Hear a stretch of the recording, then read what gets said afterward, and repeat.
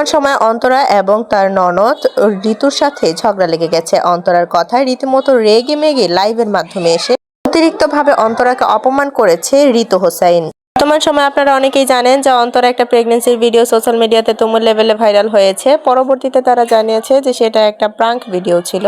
তো যাই হোক, অন্তরা পরবর্তীতে সেই সম্পূর্ণ ঘটনার দায়ী করে ঋতু হোসেনকে। অন্তরা জানিয়েছে যে ঋতু হোসেন নাকি সে তাদের সেই বুদ্ধিটা দিয়েছে এবং তার কথাই নাকি তারা দর্শকদের সাথে এই ধরনের প্রাঙ্ক ভিডিও করেছে। তো যাই হোক, পরবর্তীতে অন্তরা সেই ধরনেরই কথা বলে দর্শকদের উদ্দেশ্যে। তো পরবর্তীতে ঋতু হোসেন তাদের কথাটা শুনে অতিরিক্ত লেভেলে রেগে যায় এবং বলে যে অন্তরার সাথে আর কোনো ধরনের কোনো ভিডিও তৈরি করবে না সে, এবং রাকিব হোসেনের সাথেও আর কোনো ধরনের কোনো কন্টেন্ট তৈরি করবে না ঋতু হোসেন। বর্তমানে তাদের মধ্যে যায় ঝামেলা এখনো পর্যন্ত শেষ হয়নি এবং ঋতু হোসেন ও অন্তরা দুজনের মধ্যে মনোমালিন্য চলছে। ঋতু হোসেন কিন্তু বর্তমানে বাংলাদেশে থাকলেও অন্তরা কিন্তু বর্তমানে বাংলাদেশে নেই।